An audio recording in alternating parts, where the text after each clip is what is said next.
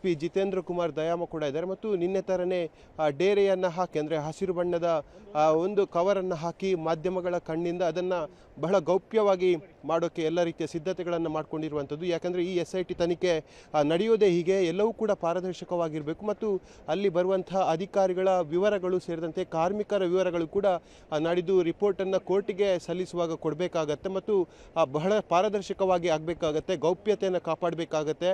ಈ ನಿಟ್ಟಿನಲ್ಲಿ ಇವತ್ತು ಕೂಡ ಹಸಿರು ಬಣ್ಣದ ಅಲ್ಲಿ ಕವರನ್ನು ಮಾಡ್ತಾ ಇರೋದನ್ನು ಗಮನಿಸ್ತಿರ್ಬೋದು. ಈಗ ಮಿನಿ ಹಿಟಾಚಿ ಕೂಡ ಸ್ಥಳದಲ್ಲಿ ಬಂದಿದೆ.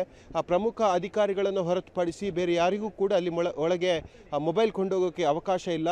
ಮೊಬೈಲ್ ಸಂಪೂರ್ಣವಾಗಿ ನಿಷೇಧ ಮಾಡಲಾಗಿದೆ. ಯಾಕೆಂದರೆ ನಿನ್ನೆ ಸಾಕಷ್ಟು ಮಾಹಿತಿಗಳು ಬಂದಿತ್ತು ಮತ್ತು ಕೆಲ ಫೋಟೋಗಳು ಕೂಡ ವೈರಲ್ ಆಗಿತ್ತು. ಹಾಗಾಗಿ SIT ಪ್ರಮುಖರು ಪ್ರಣವ್ ಮೊಹಂತಿ ಅವರು ಸ್ಟ್ರಿಕ್ಟಾಗಿ ಸೂಚನೆ ಕೊಟ್ಟಿರುವಂಥದ್ದು. ಕೇವಲ SP ಜಿತೇಂದ್ರ ಕುಮಾರ್ ದಯಾಮ ಅವರಿಗೆ ಮಾತ್ರ ಮೊಬೈಲ್ ಬಳಕೆಗೆ ಅವಕಾಶ ಇದೆ ಹೊರತಾಗಿ ಬೇರೆ ಕಾರ್ಮಿಕರಿಗಾಗಿರ್ಬೋದು, ಫಾರೆನ್ಸಿಕ್ ಹಾಗೂ ಸೋಕೋ ಅಧಿಕಾರಿಗಳಿಗೆ ಯಾರಿಗೂ ಕೂಡ ಮೊಬೈಲ್ ಬಳಕೆಯ ಅವಕಾಶ ಇಲ್ಲ. ಕೇವಲ ಜಿತೇಂದ್ರ ಕುಮಾರ್ ದಯಾಮ ಅವರಿಗೆ ಮಾತ್ರ ಅವಕಾಶವನ್ನು ಕೊಡಲಾಗಿರುವಂಥದ್ದು. ನೀವು ನೇರ ದೃಶ್ಯಗಳನ್ನು ಗಮನಿಸ್ತಾ